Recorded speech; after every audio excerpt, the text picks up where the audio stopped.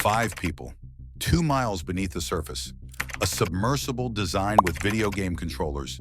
And it's Bluetooth, so I can hand it to anybody. And it's meant for a 16-year-old to throw it around, and super durable. We keep a couple of spares on board just in case. And a descent that ended in tragedy. On June 18, 2023, the world was gripped by the disappearance of the OceanGate Titan, a privately built sub on a mission to visit the Titanic wreckage. Within days, the search became global news, and within hours of discovery, the questions started piling up. Why did this happen? How did a supposedly elite sub implode under pressure? And why were warnings ignored? This wasn't just a technological failure. It was a cascade of human arrogance. These are the 10 most disturbing revelations about the OceanGate Titan disaster, and they'll change how you see deep-sea exploration forever. The CEO ignored multiple safety warnings. OceanGate CEO Stockton Rush, whose life was tragically lost on the Titan, had always ignored the voices of the diving community. Some elements at the industry cautioned on the perils of employing carbon fiber in a submersible hull, a fabric never tested to withstand extreme pressure of the ocean. Rush, however, thought that innovation demanded breaking the rules. Nefarious emails and interviews later exposed that he had intentionally gone around industry norms by arguing that the industry regulations hamper innovativeness. In 2018, when a marine technology specialist raised concerns, OceanGate dismissed the specialist and charged him with leaking confidential information. This is an experimental sub. People are informed that it's very dangerous. As you may know, some visionaries are labeled as risky when the house falls down. This was not it. This was a man who was repeatedly warned and yet took a chance. The Titan was controlled with a gaming controller. The most outrageous one was that the main navigation was performed through a modified Logitech F710 wireless game controller in the Titan. Yes, the same type as to play video games. The controller was not even tethered, so in case of loss of Bluetooth, you could no longer control it. Although the company OceanGate stated that this method was something innovative and user-friendly, anyone who is an expert in regards to deep seas found this approach to be horrifying. Does it mean that you will trust your life with a toy? This was not science fiction, though. It was real life, and finally actual death. The vessel lacked basic certification. The Titan had never been approved by some certified marine safety organization. Usually submersibles are subjected to intense third-party checks. However, OceanGate did not focus on such a process. Their reason? Certification agencies were deemed too slow and that they did not comprehend their technology. Rather, they did a form of self-evaluation. However, pressure that it exerts at 12,500 feet is not something you bend over. There was no guarantee of the integrity of the vessel with no external checks. None of that rubber stamp. No guarantee. Nothing but a prayer. Previous test dives had alarming results. The Titan had also had technical hitches in previous test dives, such as power failures in the propellers, communication failure in the cabin cooling to unacceptably low levels. The missions have been forced to make shortcuts.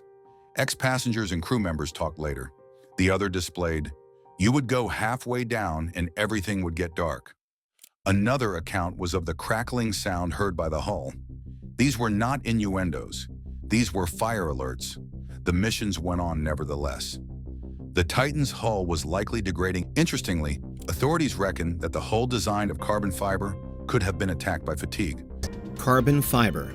Do you have any questions about what's going on, about acoustic monitoring, about carbon fiber problems we had, rumors of problems we had, actual problems we had? Carbon fiber can delaminate by repeated stresses, unlike titanium, which does not as it becomes weaker with time. It implies that every circuit resulted in making the sub more susceptible, more brittle, more unstable. By the time of final descent, the hull might have been done to the extent of being unreliable. In short, it did not consist of a solitary, disastrous incident. Hundreds of warning signs just piled up into a coffin. OceanGate had a history of bypassing experts. Several veterans in the industry made several attempts to collaborate with OceanGate, but they were locked out. Former employees reported that it was essentially a suicidal thing to criticize the CEO. One engineer quit when he thought that salesmanship was beating science. In another review, a person compared it to a work on a doomed spaceship. The chase after headlines superseded the chase after security, and then sooner or later, the real world overhauled. The implosion was likely instantaneous. The US Navy stated data. that there was a catastrophic implosion that happened within 2 hours of the dive. It is estimated that the whole thing happened in milliseconds a moment, so fast that the human brain would not have had time to note pain. That was, with all probability, as scientific as it was upon the instant. The enormous pressure of that depth, more than 5,500 pounds per square inch, does not permit struggle, survival, or even fear. The sub was squeezed like a soda tin. Steel and carbon fiber buildings were swept away in the twinkle of an eye. Human bodies made nothing before there could be scream, before there could be terror. In its cold silence, the ocean gave no witnesses, no last minute, no opportunities to run. Suicidal death was able to arrive faster than the mind could. That very swiftness had turned into a form of mercy, however, like some sort of kindness administered, not with intent, but through the unmerciful, guiding force of the laws of physics. But even therein is discomfort, as we seek someone to blame, since when the systems go wrong and we lose our lives, some vibrant margin of responsibility. When the sea takes its toll, without hindrance or justice, all we get left with is silence, loss, and the questions that, as we begin to recognize, might never come to be answered. There was no real emergency escape plan. The Titan lacked emergency beacon, outward release mechanism, and had no backup oxygen after 96 hours. The only means of getting to the surface in case of an emergency was through manual release of the ballast, something which would not be achievable in case of a power outage.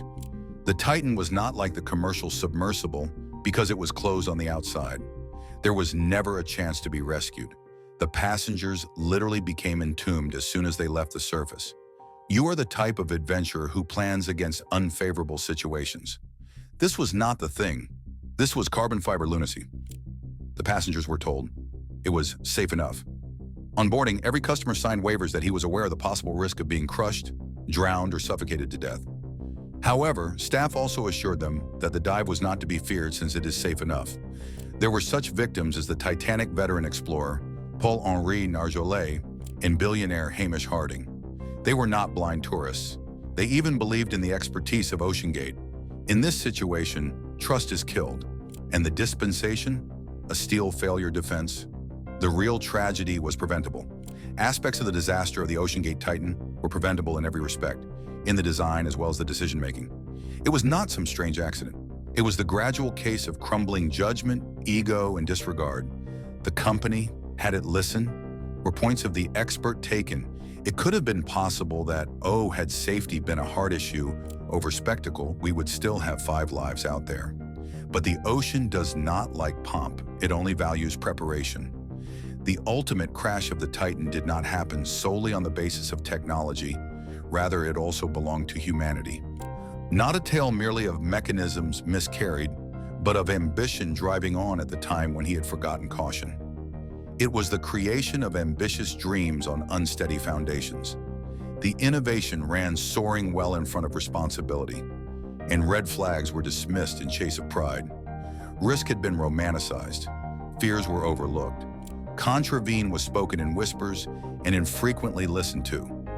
The making of decisions was not informed by scientific rigor, but rather by overconfidence. And at the final, the lives of 5 men were lost, not by the weight of the deep sea, but by the weight of the results of human mistake. With this tragedy, we must question how far is too far in the name of exploration.